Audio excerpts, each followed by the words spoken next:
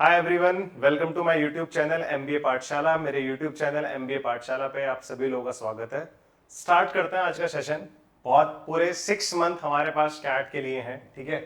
6 महीने का टाइम है पूरा हमारे पास। मैंने एक वीडियो डाली थी क्वांट की, जो हमारी स्ट्रैटेजी मैंने बताई थी आप लोगों को उसमें, ठीक है, कि क्वांट की 200 डेज की हमारे पास क्या स्ट्रैटेजी होनी चाहिए टू क्रैक कैट 2023। तो उसी सीरीज में मैंने आपको उस वीडियो में इन्फॉर्म भी किया था कि मैं लॉजिकल रीजनिंग की स्ट्रैटेजी के बारे में भी आप लोगों को बताऊंगा कि लॉजिकल रीजनिंग और डीआई के सेक्शन को आप लोगों को किस तरह से टैकल करना है, ठीक है।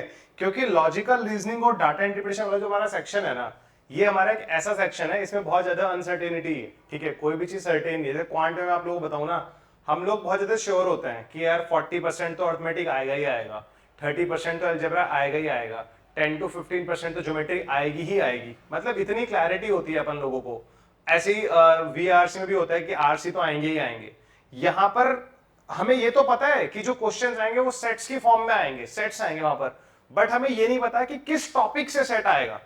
क्वांट में हम लोग बता देते हैं ना यार, इस टॉपिक से क्वेश्चंस आने के बहुत ज्यादा चांसेस हैं। जैसे एवरेज बहुत इंपॉर्टेंट टॉपिक है, परसेंटेजेस बहुत इंपॉर्टेंट टॉपिक है, ज्योमेट्री बहुत इंपॉर्टेंट है, क्वाड्रेटिक इक्वेशन बहुत इंपॉर्टेंट है, ठीक है।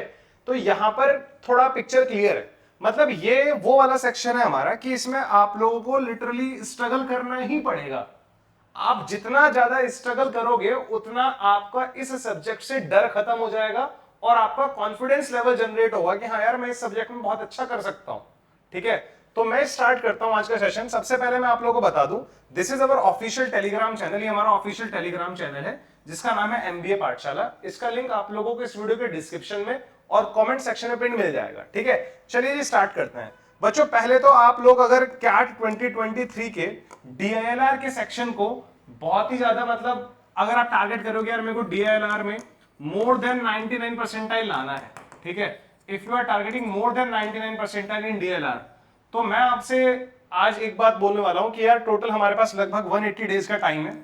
आप मिनिमम टारगेट लो, आप मिनिमम टारगेट लो कि मैं पूरी कोशिश करूंगा एक दिन में 4 सेट सॉल्व करने की। इन 4 सेट में से मैं कोशिश करूंगा कि लॉजिकल रीजनिंग के 3 सेट्स होंगे और डीआई का मेरे पास 1 सेट होगा। इस तरह से आप लोग अपना पूरा प्लान बनाओ, आपको टाइम निकालना ही पड़ेगा। ज्यादा बोरियत फील ना हो तो 2 सेट मॉर्निंग में कर लिए, 2 सेट इवनिंग में कर लिए, ठीक है, इस तरह से। तो तब जाके जो आप लोगों के टोटल नंबर ऑफ सेट्स होंगे ना, वो 720 होंगे, ठीक है। मतलब व्हाट आई रियली वांट कि यार एटलीस्ट 600 सेट्स तो हम लोग लगा के जाएं एग्जाम में। ये जो सेट्स है ना, 720 सेट्स हैं, या आप 700 सेट्स लगा रहे हो या 600 सेट्स लगा रहे हो, इसमें आप लोगों को टॉपिक वाइज सेट्स तो लगाने ही है ताकि आपकी टॉपिक वाइज क्लैरिटी हो। सेकंड चीज आपको क्या करना है, प्रीवियस ईयर जो हमारे मॉक्स के हैं, प्रीवियस ईयर जो मॉक्स के सेट्स हैं वो आप लोगों को सॉल्व करने हैं। और आप लोगों को प्रीवियस ईयर जो क्वेश्चंस थे ना, जो हमारे प्रीवियस ईयर क्वेश्चंस आए हैं, देखो यार कैट 17 से लेके कैट 2022, कैट 17 से लेके कैट 2022 तक के जो सेट्स हैं ना, जो पेपर्स हैं, वो इजीली अवेलेबल हैं। तो पिछले 6 साल में किस तरह के सेट्स पूछ रहा है वो एग्जाम में, आपको उस पर बहुत अच्छी रिसर्च करनी है। पिछले 6 साल में जिस तरह के सेट्स आए हैं, पूरे पूरे चांसेस हैं कि इसी तरह के सेट हमारे इस बार एग्जाम में आ रहे होंगे, ठीक है। आप पिछले 6 साल के सेट पे रिसर्च करो। रिसर्च करने से मेरा क्या मतलब है, मान लो आप लोग रिसर्च कर रहे हो कि यार कैट 2020 में हमारे पास 4 सेट आए थे, आपने देखा भाई एक 4 सेट आए थे, आपने बना लिया इन 4 सेट में से। इन 4 सेट में से एक डीआई का आया था, 1 सेट हमारा वेन डायग्राम से आया था, 1 सेट हमारा सिलेक्शन का आया था, 1 सेट हमारा गेम्स एंड टूर्नामेंट का आया था। थोड़ी क्लैरिटी मिल गई ना।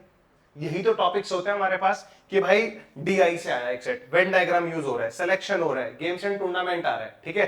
तो आपको एक आइडिया लेना है कि पिछले साल में किस तरह के सेट्स आ रहे हैं, ठीक है, और वो उसको लिख लो।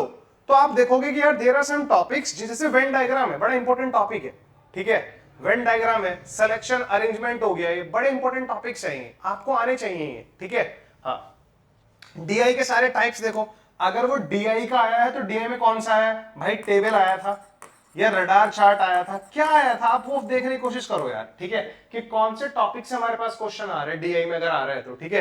एक आइडिया लो, ठीक है। मैं ये नहीं कह रहा कि आप 6 के 6 पेपर्स एक ही दिन में देख लो जाके, ठीक है, क्योंकि 6 पेपर्स हैं, ठीक है। 1789 में तो 2-2 स्लॉट थे, फिर हमारे पास 20, 21, 22 में 3-3 स्लॉट्स थे। तो 9 और 6 टोटल 15 पेपर्स हैं। टोटल देयर आर 15 पेपर्स, ठीक है, जो कि आप लोगों को मैं लिंक भी डाल दूंगा, कहां पर मिल जाएंगे सारे के सारे। वैसे तो मैंने टेलीग्राम पर भी डाले हुए हैं पेपर्स, ठीक है। तो वहां से आप उन पेपर्स पे रिसर्च करो किस तरह का सेट एग्जाम में आया है, उसका डिफिकल्टी लेवल क्या है।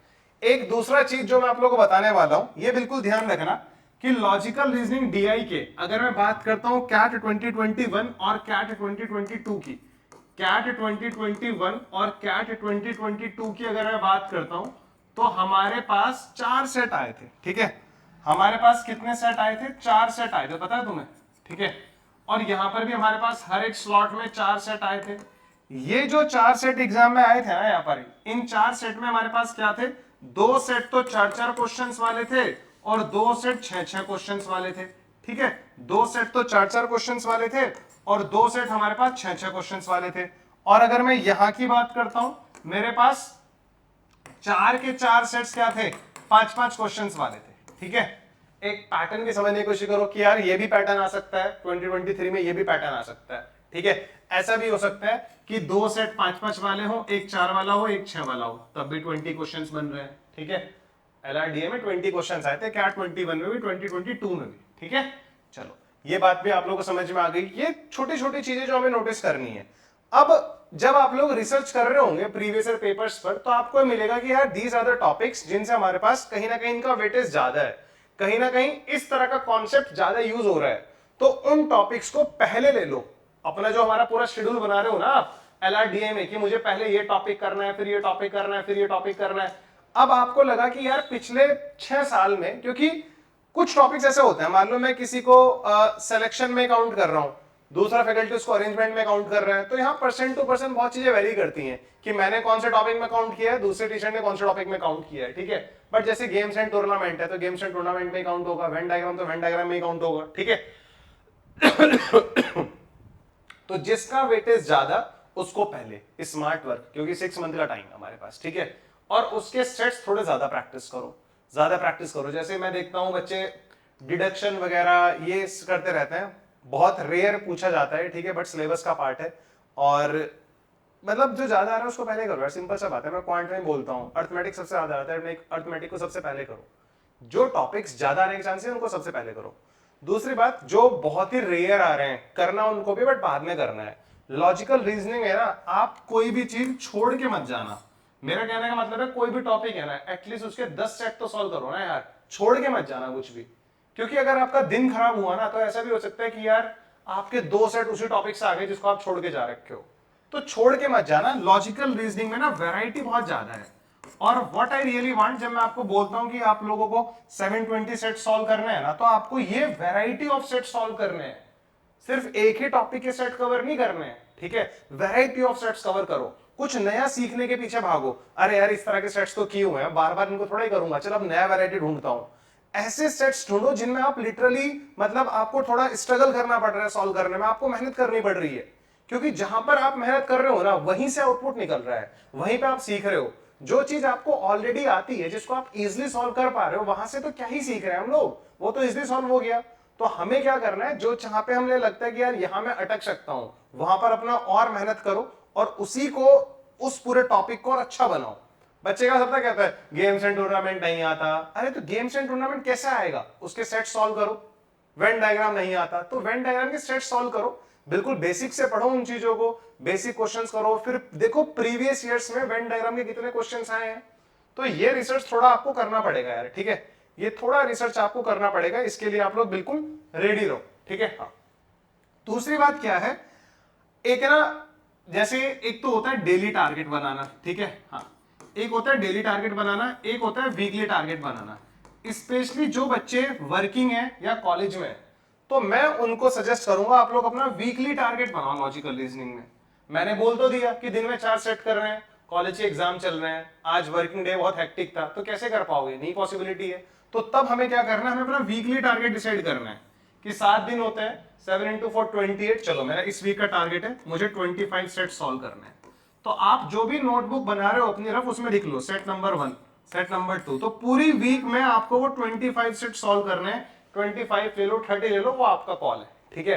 बट यार आपको ना एक नंबर ऑफ सेट्स ज्यादा करने पड़ेंगे, ज्यादा वैरायटी कवर करनी पड़ेगी, तभी आपका एग्जाम में ये वाला डर खत्म हो जाएगा कि हाँ यार ये सेट मैं कर लूंगा, ये नहीं करूंगा। ठीक है, क्योंकि मैंने आपको स्टार्टिंग में बोला था 4 सेट एग्जाम में आएंगे, 4 में से मुझे कोई 2 सेट सॉल्व करना है, बस 2 सेट में इजिली छोड़ दूंगा तो तब भी मेरा 19 मोर देन 99 परसेंटाइल आ जाएगा। अगर मैंने कोई भी 2 सेट 100% एक्यूरेसी के साथ सारे के सारे क्वेश्चन अगर मैंने सॉल्व कर लिए तो definitely I will get more than 99 percentile in LRDA section. But यार देखो, अब मैंने 2 सेट उठाए हैं, वो 2 सेट मेरे ठीक है या नहीं है, ठीक है, ये कैसे पता लगेगा? It all depends on the practice. ये सब प्रैक्टिस का गेम है। अच्छा, जो 2 सेट नहीं भी करने हैं, जो 2 सेट में एग्जाम में छोड़ने वाला हूं, मुझे कैसे पता लगेगा कि मुझे वो 2 सेट नहीं करने हैं? ये भी प्रैक्टिस पे बेस्ड है, क्योंकि आपने इतना प्रैक्टिस कर ली, इतनी वैरायटी। एलआरडीआई प्रैक्टिस, एलआरडीआई का मतलब ही क्या? Practice practice practice practice, variety of sets, अलग अलग तरह के सेट सॉल्व करो, प्रीवियस ईयर्स के सेट देखो, उनको सॉल्व करो, उनसे लड़ो यार। यहां पे लड़ने वाला एटीट्यूड चाहिए कि हाँ मैं लड़ लूंगा इस सेट से, छोड़ दो, दे दो मुझे 1 घंटा, दे दो मुझे आधा घंटा, मुझे 40 मिनट दो, मैं लड़ूंगा। स्टार्टिंग में हो सकता है आपको एक सेट को सॉल्व करने में 1 आवर लग रहा हो, 2 आवर्स लग रहा हो, कोई मैटर नहीं करती चीजें। धीरे धीरे धीरे धीरे जिस सेट को सॉल्व करने में 1 घंटा लग रहा था, उसी तरह के सेट्स को सॉल्व करने में 20 मिनट में सॉल्व कर लोगे, 15 मिनट में सॉल्व कर लोगे। बिल्कुल डरने की जरूरत नहीं है। अगर आप एक 6 क्वेश्चन का सेट कर रहे हो और आप उसमें 25 मिनट ले रहे हो, कोई दिक्कत नहीं है, कोई दिक्कत नहीं है। मैं लिटरली बता रहा हूं आप लोगों को, ठीक है। लगता है टाइम, कभी कभी हमें भी लगता है, इतना टाइम सबको लगता है, ठीक है। 18 मिनट भी लगेंगी, 17 मिनट भी लगेंगी, 15 मिनट भी लगेंगी। धीरे धीरे धीरे टाइम रिड्यूस होगा। जितना ज्यादा प्रैक्टिस होगा उतना ज्यादा टाइम कम होगा। प्रैक्टिस बढ़ता रहेगा तो टाइम कम होता रहेगा, ऐसे गैप हमारा बढ़ता रहेगा। प्रैक्टिस ज्यादा टाइम कम, इस चीज पे फोकस करो, ठीक है। मैं हमेशा बोलता हूं, जब भी आप लोग अपनी लॉजिकल रीजनिंग की प्रिपरेशन स्टार्ट कर रहे हो ना, तो स्टार्टिंग के जो 200 सेट्स हैं, स्टार्टिंग के जो 200 सेट्स है ना, लिटरली आपको ना रुला देंगे। आपको लगेगा कि यार ये वाला सेक्शन तो देखो मुझसे होगा ही नहीं। कुछ लोगों से हो भी जाता है, कुछ लोग फेमिलियर होते हैं। देखो हर एक का अपना वीक एरिया, हर एक का अपना स्ट्रॉन्ग एरिया होता है, ये वाली बात नहीं है, ठीक है। हर एक का वीक एरिया, हर एक का स्ट्रॉन्ग एरिया। किसी बच्चों को अगर स्ट्रॉन्ग एरिया होगा तो उनको मजा आता है लॉजिकल रीजनिंग में, जैसे मुझे बड़ा मजा आता है लॉजिकल रीजनिंग के सेट सॉल्व करने में, ठीक है। कुछ बच्चों को लगता है यार ये क्या करना पड़ेगा, इससे अच्छा तो क्वांट अच्छा है, क्वेश्चन एक क्वेश्चन होता है। भाई क्वांट के 5 क्वेश्चन करने में जितना दिमाग लगता है ना, उतना दिमाग एलआरडीआई के एक सेट को सॉल्व करने में लगता है। तो एलआरडीआई में जो सेट आ रहा है ना, उसमें 5 क्वेश्चन एकदम से सॉल्व हो जाएंगे। अगर वो सेट की सारी इंफॉर्मेशन मैंने ढंग से सेट कर ली, तब वो पांचों के पांचों क्वेश्चंस मेरे इजीली सॉल्व हो जाएंगे। तो जहां क्वांट के 5 से 6 क्वेश्चंस को सॉल्व करने में जितना दिमाग लगता है, वो 5-6 क्वेश्चंस है, एक ज्योमेट्री का है, एक क्वाड्रेटिक का, एक लॉगरिथम का है। तो उन 5 क्वेश्चंस के लिए हमने कितना कुछ पढ़ा था, तब जाके मेरे वो 5 क्वेश्चन सॉल्व हो पा रहे हैं। तो उतना दिमाग हमारा लॉजिकल रीजनिंग के एक सेट को सॉल्व करने में लगेगा। समझ के देखो इस चीज को। तो यहां पर हमें घबराना नहीं है कि मेरा एक सेट को सॉल्व करने में आधा घंटा लग रहा है, तो क्या हो गया, प्रैक्टिस करते करते वो टाइम रिड्यूस हो जाएगा। बट आपको प्रैक्टिस रोकनी नहीं है, अपनी कंटिन्यूसली प्रैक्टिस रखनी है। शुरू के में मतलब अगर मैं आपको बताऊं ना, अगर आप दिन में 3 सेट्स भी कर रहे हो, पर डे 3 सेट्स कर रहे हो, तो 60 डेज यानी कि अगले 2 महीने में अगर डेली 3 सेट्स सॉल्व कर रहे हो, तो 180 सेट्स आप लोग टच कर पाओगे। ये 180 सेट्स सॉल्व करने के बाद भी आपको ऐसा लगेगा मुझे कुछ नहीं आता, मुझे तो अब भी टाइम लग रहा है, तो कोई प्रॉब्लम नहीं है, आगे बढ़ो। बट जैसे ही आप लॉजिकल रीजनिंग और डीआई के 200 सेट सॉल्व कर लोगे ना, उसके बाद आपको धीरे धीरे कॉन्फिडेंस आना शुरू होगा। ये स्टार्टिंग के 200 सेट बड़ा टिपिकल चीज है, मतलब ये हमें थोड़ा परेशान करता है। जैसे हमने इतना कर रहे हैं ना, उसके बाद हमारा कॉन्फिडेंस बढ़ेगा कि यार अब मजा आ रहा है। अच्छा ये वाला सेट यार इस तरह का तो किया था मैंने वहां पे, अरे ये वाला सेट यार ऐसा किया था कहीं ना कहीं पे, तब वो चीजें स्ट्राइक करनी शुरू होंगी कहीं ना कहीं। फिर इन जो सेट पहले कर चुके हैं ना, उनका रिपीटिशन या उनका थोड़ा अपडेटेड वर्जन सामने आना शुरू हो जाएगा। अरे यार ये वाला सेट तो अभी मॉक टेस्ट में आया था, इस तरह की चीजें फिर आपके साथ होंगी। तो स्टार्टिंग के 200 सेट्स 150 सेट्स जो हमारे होते हैं ना, वो हमें थोड़ा परेशान करते हैं। उसके बाद हमारी गाड़ी खुद पटरी पे दौड़नी शुरू कर देती है, ठीक है। टाइम लगेगा, लेकिन हमें इसमें परेशान नहीं होना, टाइम देना है, डेली टारगेट अपना अचीव करना है या वीकली टारगेट अपना अचीव करना है, ठीक है। पीछे नहीं हटना कि पीछे हट जाओ यार मुझसे नहीं हो रहा, ऐसे तो काम नहीं होगा यार, फिर तो पढ़ने कोई फायदा नहीं है। अच्छा एक कड़वा सच ये भी है, रियलिटी तो है लॉजिकल रीजनिंग और डीआई का कोई सिलेबस नहीं है, ठीक है। कोई सिलेबस नहीं है लॉजिकल रीजनिंग का, ठीक है। डीआई में तो चलो हम फिर भी बता देते हैं, टेबल्स पढ़ लो, पाई चार्ट पढ़ लो, ये पढ़ लो, वो पढ़ लो, ठीक है। लॉजिकल रीजनिंग का एक्चुअल में कोई सिलेबस नहीं है। सर अगर सिलेबस नहीं है तो ये कोचिंग वाले क्या पढ़ाते हैं, आप क्या पढ़ाते हो? यार हम लोग वो पढ़ाते हैं जिस तरह के टॉपिक से प्रीवियस ईयर्स में सेट आए हैं, तो वो सारे टॉपिक्स को कंबाइन करके हम लोगों ने सिलेबस बना दिया। उसकी बेसिक अंडरस्टैंडिंग के लिए आप लोगों को क्या पढ़ाना है, हम लोग वो पढ़ाते हैं ताकि बच्चे के बेसिक्स भी क्लियर हो जाए और वो थोड़ी अपडेटेड चीजें भी पढ़ ले। तो ये हमारा टारगेट होता है। बट वैसे एक्चुअल में इसका कोई सिलेबस नहीं है। क्वांट सिलेबस तो क्वांट का भी नहीं है, बट वो हमने डिवाइड कर दिया, भाई अरिथमेटिक आता है, नंबर सिस्टम आता है, ये आता है, वो हमने सब कुछ हमने बनाया हुआ है। कैट कभी भी सिलेबस अब नहीं देता अपना नोटिफिकेशन में, आपने देखा हो तो वो कभी भी नोटिफिकेशन में अपना सिलेबस नहीं बताएगा कि ये सिलेबस है हमारे एग्जाम का। कुछ भी आ सकता है। तो कुछ भी क्या आएगा, पिछले 6 साल में जो हमारे एक्चुअल पेपर हमारे सामने है उन्हीं का एवरेज इस बार आएगा, कुछ भी नया नहीं आएगा। आपको रेडी रहना है, बस अपना माइंड उसी तरह से मेकअप करना है, ठीक है। तो कहने का मतलब ये है। अब देखो टॉपिक्स कौन कौन से हैं। जैसे अगर मैं टॉपिक्स की बात करूं लॉजिकल रीजनिंग के, सबसे पहले तो मेरे पास अरेंजमेंट टॉपिक है। बेसिक अंडरस्टैंडिंग के लिए मेरा मानना है आप लोग अरेंजमेंट से स्टार्ट करो, ठीक है।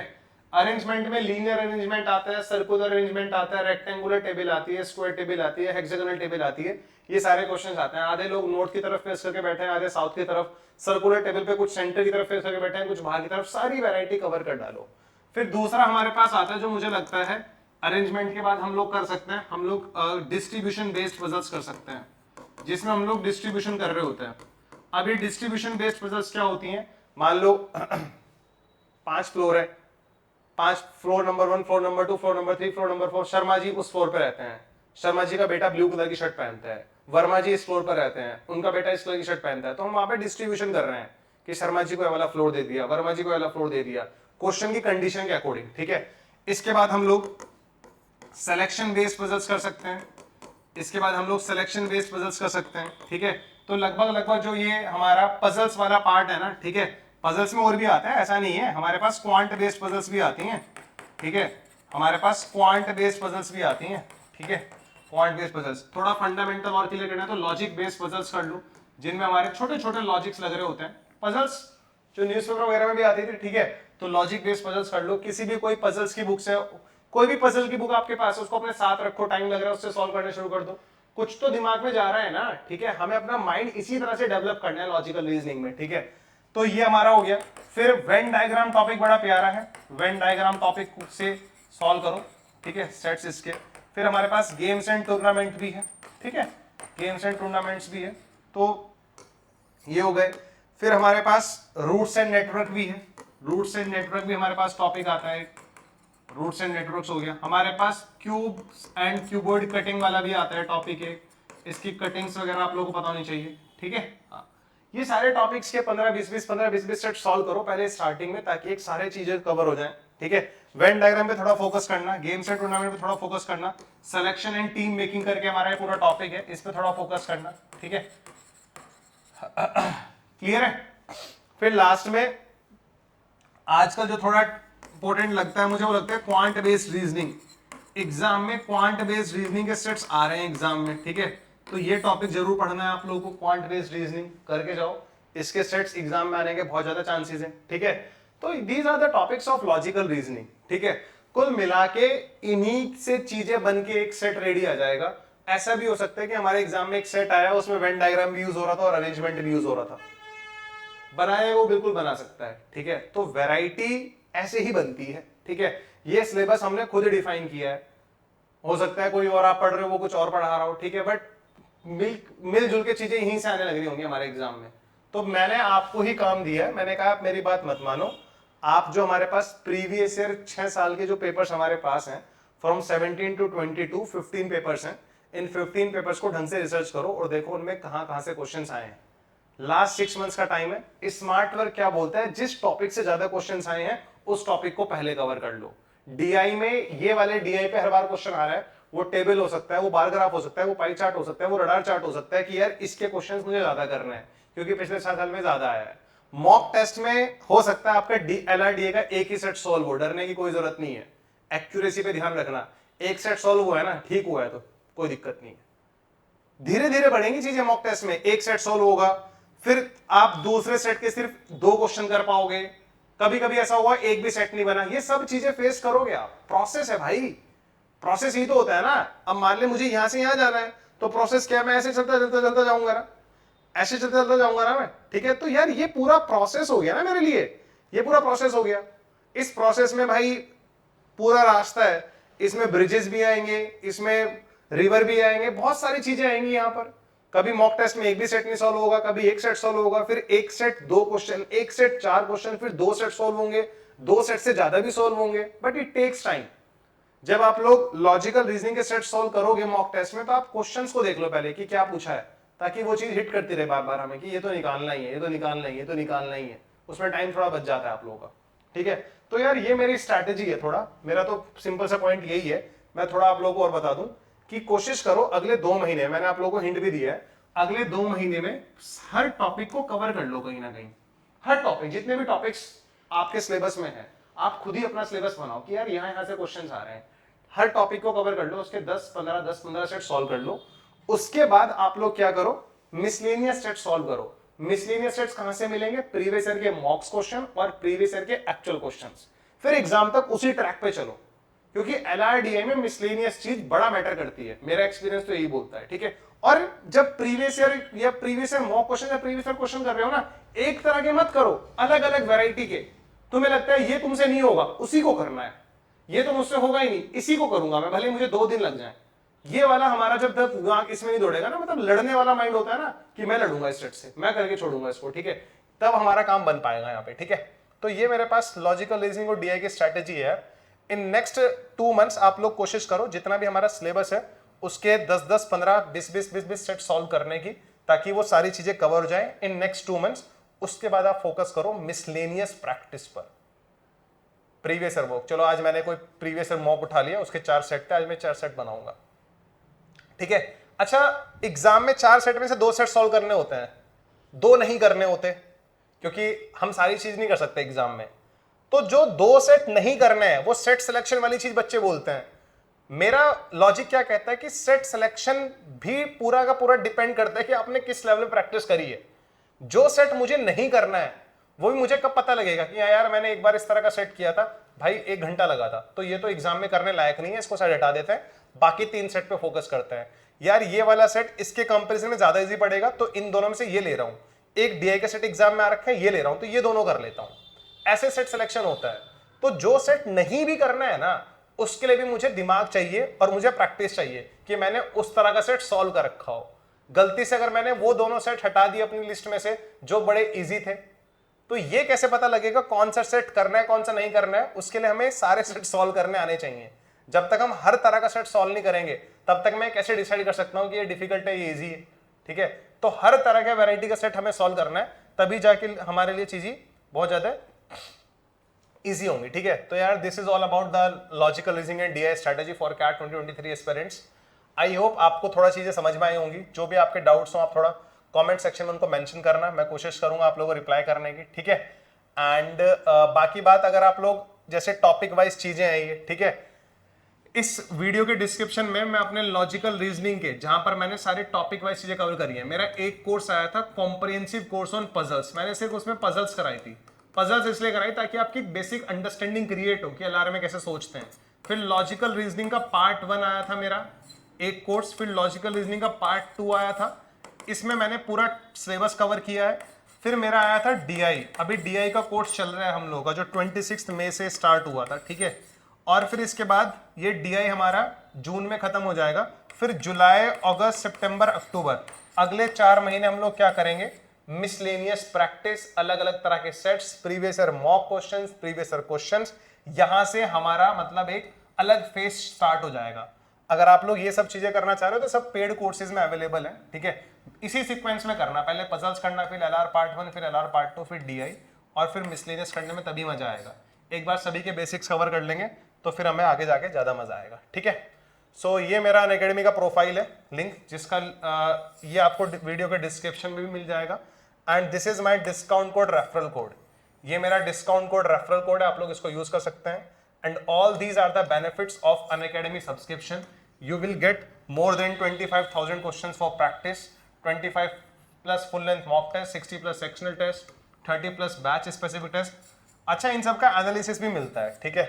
एंड सब्सक्रिप्शन कौन सा लेना है, कौन सा सब्सक्रिप्शन में क्या मिलेगा, ये रहा आपके सामने। प्लस सब्सक्रिप्शन में आपको ये सब चीजें मिलेंगी, ठीक है। अनलिमिटेड एक्सेस रहता है क्लासेस का, कितनी भी क्लासेस देखो, कितनी बार भी देखो, ठीक है। आइकॉनिक सब्सक्रिप्शन में आपको बुक्स भी मिल जाती हैं, बुक्स घर डिलीवर की जाती हैं, GDPI का प्रिपरेशन मिल जाता है, 1-to-1 लाइव मेंटरशिप वगैरह, और प्लस के तो सारे बेनिफिट्स हमें मिल ही जाते हैं। तो बेसिकली ये डिफरेंस है प्लस सब्सक्रिप्शन में और आइकॉनिक सब्सक्रिप्शन में। आई होप आपको ये भी चीज समझ में आई होगी। ठीक है, ये आपका कॉल है, आपको सब्सक्रिप्शन लेके तैयारी करनी है नहीं करनी है। अगर आपको लग रहा है आपकी लाइफ में सब कुछ ठीक चल रहा है तो मेरी बातें ये, मतलब मैं आपको कोई प्रेशराइज नहीं कर रहा, ठीक है। हाँ, कि अगर आपने ऑलरेडी कहीं से कोचिंग कर रहे हो तो करो यार, ये स्ट्रेटेजी मुझे लगता था मुझे बतानी थी, मैंने बता दी। आपको लगता है ये स्ट्रेटेजी सही है तो मान लो, नहीं लगता सही नहीं है मत मानो, अपनी खुद स्ट्रेटेजी बनाओ यार। ठीक है, चलो मिलता है फिर नेक्स्ट वीडियो में, तब तक के लिए bye bye, take care. Mock test की स्ट्रेटेजी लेके आऊंगा मैं बहुत जल्दी, ठीक है, कि मॉक टेस्ट कैसे लगाने हैं। Bye guys, take care.